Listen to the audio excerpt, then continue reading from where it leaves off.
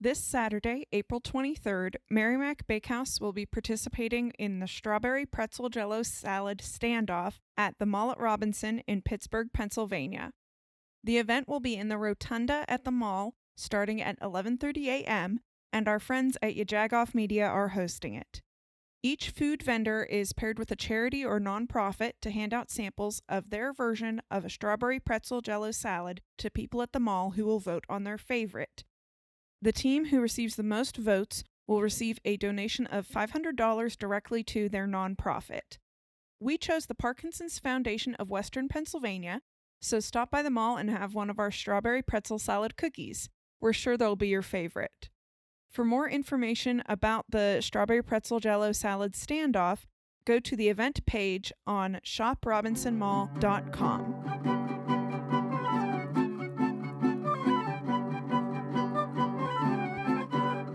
Hello and welcome to In the Kitchen with Mary Mac. Today we're going to teach you how to make Ukrainian Borscht, or my version of Ukrainian Borscht from my ancient Time Life cookbooks. So that's where I got the recipe from. When I was in my early 20s and I didn't know how to cook anything, I thought it would be a really good idea to get these Time Life cookbooks, that you get like a subscription to them. They send you a different book every month. Of course, most of the recipes in them were things that there was no way I was going to make. These are like chef-level recipes, but they're from all over the world. So there's one book that's all soups, and it's all these soups that are largely things that are like dare food. You know what I mean? like I am never making, nor am I ever eating this soup. But the best recipe that I found in this particular book is for Ukrainian Borscht. And I've made it a few times. I have a good shortcut that I use while making it, because making Ukrainian Borscht, I should say, is an all-day process. Now, borscht is a very popular soup all across Eastern Europe and parts of Asia that are in that same area. And probably because they grow a lot of root vegetables and cabbage, so a lot of the foods from there are things made with root vegetables.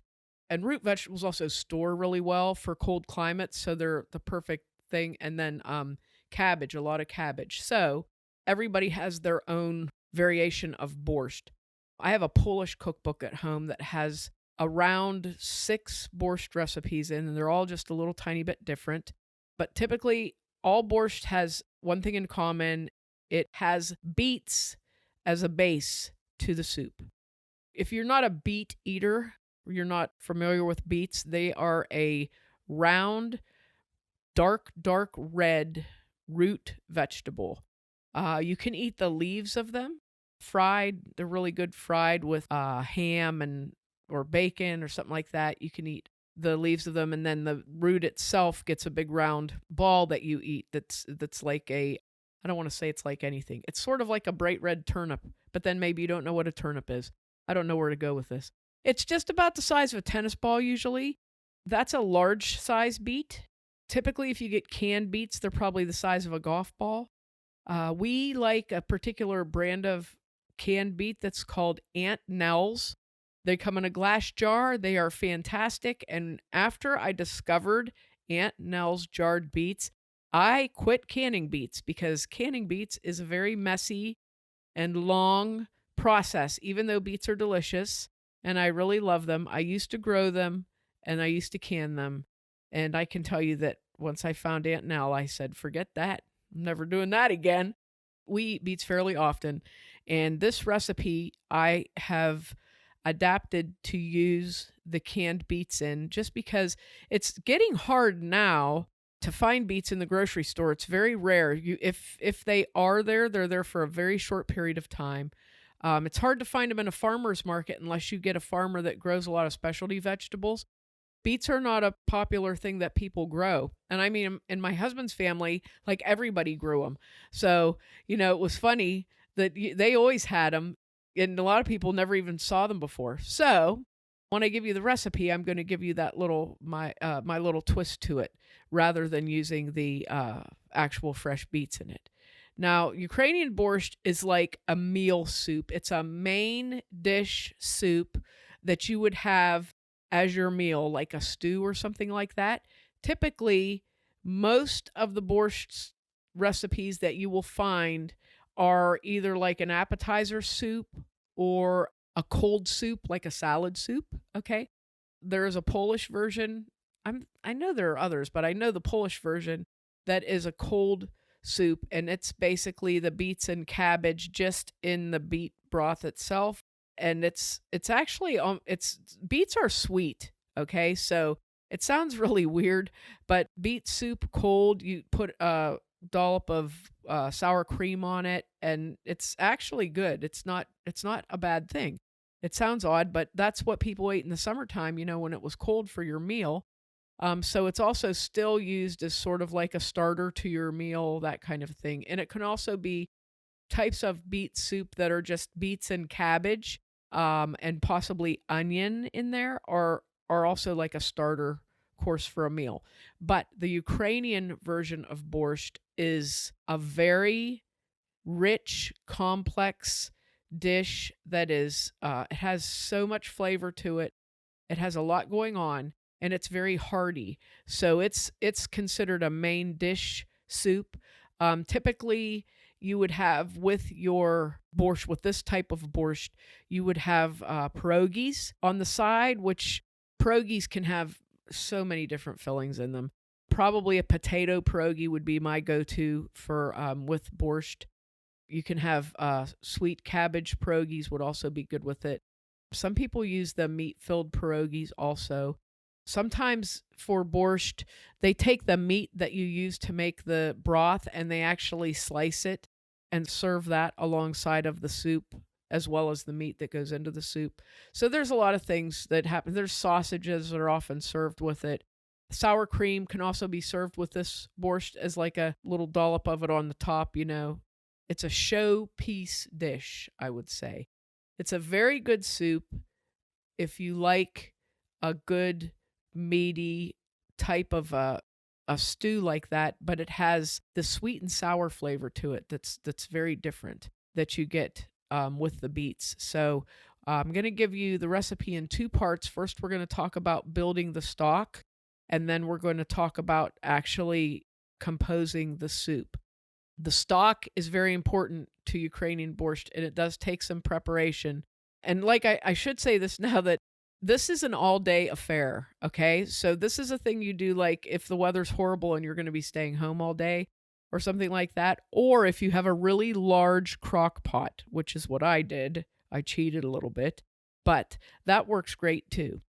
For the stock, you need a nice meaty ham bone. Coming up on Easter, if you're going to be having a bone-in ham, or going to someone's house who's having a bone-in ham, snag that bone, take it home, put it in the freezer for when you make your borscht.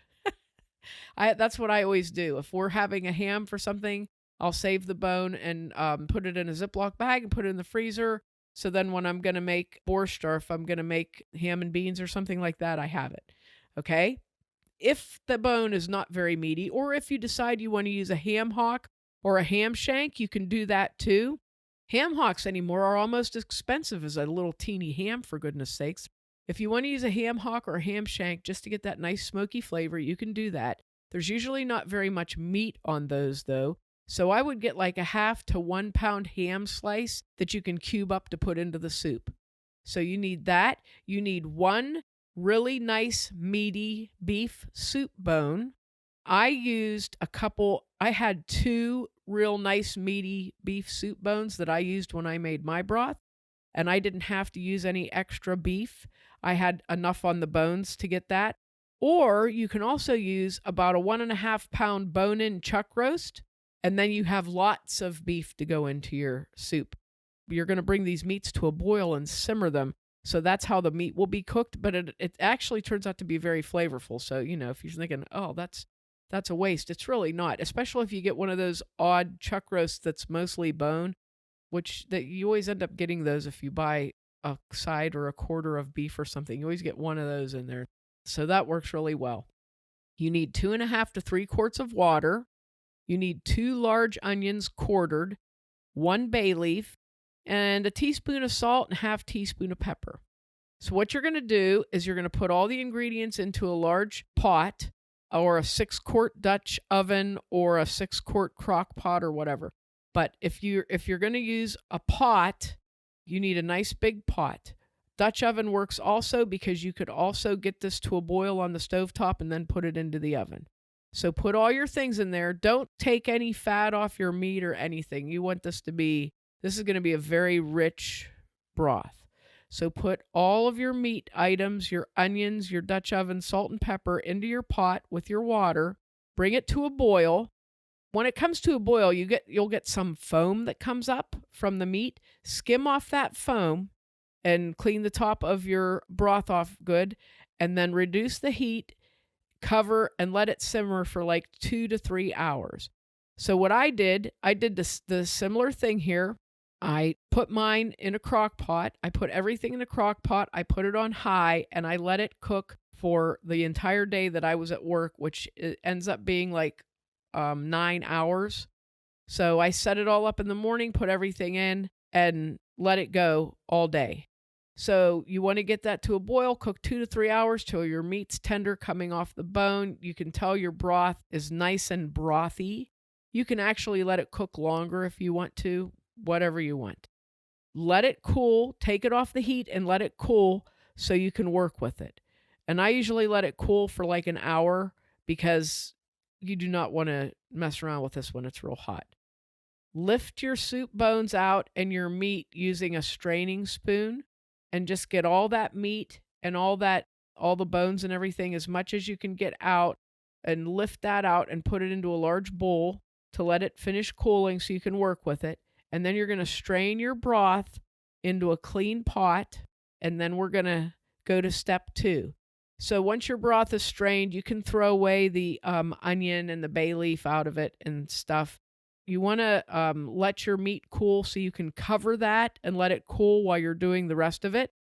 Now that your broth is in a nice clean pot, you're going to put it back on the stove. And again, you need a nice big pot. I did mine. I strained it off into a 12-quart stock pot, nice and big. Now, you're going to be adding these ingredients. You're going to need about a 6 to 8 inch diameter head of cabbage, that nice white hard cabbage, and you want to clean that, core it, and then chop it into about 2 to 3 inch long strips, maybe an 1/8 inch wide. You want to kind of slice it down like sauerkraut, you know what I mean? Like sauerkraut, stringy, but not that thin. A little bit wider, but slice it like that. You don't want it chopped into little bitty bits. Okay, so chop up all your cabbage, bring your broth to a boil, and put all that cabbage in. Cabbage takes a very long time to cook, so it should always be your first ingredient going into any soup. So what you want to do, get your cabbage in there, bring that broth back to a boil, and let your cabbage cook for a little while, maybe like a half an hour. Now you want to get 1 large onion and cut it in half and slice it into very thin strips, and then add that into your stock pot and let it cook. You want to let that cabbage and onion cook for, it's going to take a while, but you want to cook it until the cabbage is soft. And I'm going to say probably about an hour and a half to 2 hours. It takes a cabbage a long time. Now for your beets.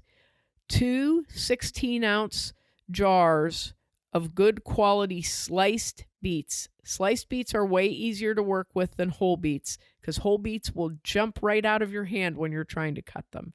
So if you get the sliced beets and you want 1 jar of them to be pickled and 1 jar to be regular, you don't want spiced beets. There's all different kinds of beets, so read your label carefully. So you want 1 16-ounce jar of regular beets and 1 16-ounce jar of pickled beets sliced. And you need 1.5 tablespoons of flour. Now, if you were a traditionalist, you would be using 6 beets, which have had the leaves trimmed off, leaving about 2 inches of stalk on them, scrubbed very well, and wrapped in foil and baked in the oven for 2 to 3 hours until they're soft. Okay? But trust me on this, you don't even want to do that because your fingers will be red for 2 weeks It's just ugly. It's really ugly. If you're desperate to make it with fresh beets, you can email me at mary@marymacbakehouse.com, and I will tell you how to do the whole beets. We're not even going to go into it. So once your cabbage is cooked, and you can sample this, once your cabbage is cooked to where it's nice and soft, then we can start adding in the beets.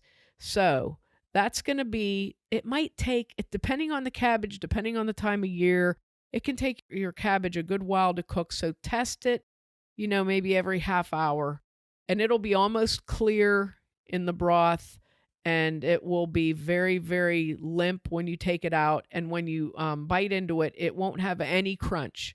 It won't be mushy, but it won't have any crunch. So you want to get it to that point. When you do, we're ready for our beets. Okay, so this is how you're going to add the beets. You're going to very carefully, using a strainer, pour the beets and beet juice into the strainer so that the juice goes into your broth and the beets don't. And then remove your beets to a cutting board. Okay, and do that with both jars of beets. So you want to pour the juice from the plain beets and the pickled beets into your broth. Now set your beets aside and let that continue to cook a little bit. You're going to take your beets and just cut them into what they call julienne or strips. And if the beets are 1/4 of an inch thick, then you're going to cut the strips 1/4 of an inch thick. So you have like a matchstick looking piece of beet. Okay, so now that you have cut your beets up into your little matchsticks and they're all nice and square and neat looking, you're going to toss them in a bowl with that 1.5 tablespoons of flour until they're like coated and they're all oddly pink looking. And then add that into your broth and stir it in. And I don't know what exactly it does. It kind of thickens your broth up a little bit, but it's only 1.5 tablespoons of flour. But I'm sure there's some purpose in it because it was in my schmancy recipe book. So there you go. Now back to your meat. During the time when all of this is cooking, you can go through the meat that you removed from the pot and the bones and remove as much good meat as you can from the bones, okay? If you don't have a lot on your ham hock or your ham bone, like I said, you can get that slice of ham and cube it up into like 1/2-inch cubes. Add that into your soup. Take your beef, clean as much fat off of it as you can, break it up into small pieces and put that into your soup. So you're going to have a good bit of beef. You would probably have about maybe a pound of beef and a pound of ham all together into your borscht. Put that in and just let that simmer with your beets and your beet juice and all in there. And once it's nice and warmed up, your meat's heated back up again and your beets are heated up and cooked. It'll take about maybe like a half hour, 45 minutes of simmering, maybe an hour. Once that's all heated back up again, it's ready to serve. If you make borscht with fresh beets, it's usually super duper bright red because beets, like I said, they'll stain your fingers and it just never comes off. But if you do it with canned, it doesn't get quite as bright red as it can with fresh beets, but it's still red. It's very reasonably red. And when you serve this, you want to scoop it up so that you get meat, cabbage, beets, and everything into your dish. And it's beautiful in the dish. It honestly is beautiful in the dish. You could serve it with a nice rye bread and butter, and you can have some pierogies on the side if you want to. And this is a delicious meal. I actually just made it a couple weeks ago just because of sentimentality, thinking of some friends in Ukraine, and I just made it and it was so good and we ate and ate and ate it. I mean, it makes that's another thing about making Ukrainian borscht. It makes a great big pot of soup. So here are your options. You either have a bunch of friends over. If you make this the day before, it's also really, really good left over. So if you want to make it the day before, have friends over, reheat it the next day. It'll be even better than it was the first day. And this will feed a small army of people. So this makes a lot of soup, but it's really good. I have not tried to freeze it, but I did take it in my lunch about 4 days in a row. I can say that. So it was very good. So I hope you try this recipe. I mean, I know it's pretty involved making the stock, but making stock is involved anyway. But this is I mean, when you look at the recipe, it seems there's a lot going on. There really is a lot going on. You get the smokiness of your ham. That's why I said you want to get a good smoked ham bone or a ham hock. But you get that beautiful smoky flavor and the richness of your beef with your soup bone in there. You get this beautiful richness from your beef. And then using the pickled beets in it. Traditional borscht uses a fermented beet juice. So this is actually pretty good for the flavoring, but you get this sweet and sour flavor. It's just like an incredibly textured flavor that you're getting. It's just so much, and you get every bite of it. You get that cabbage in there and the beets. Beets are so good. So I hope you try this because it's really well worth a try, especially like if you're if you want to have a lot of people over, or if you want to take it to a big dinner or something like that. It's really good for that. So please give it a try. It'll help you also think about what's going on in the world and keep you focused on that. So enjoy this recipe. Enjoy your borscht. And make sure to check us out online on Facebook and Instagram at Mary Mac Bakehouse, on Twitter at Mobile Mary Mac and Mary Mac Podcast, and on our website, marymacpodcast.com.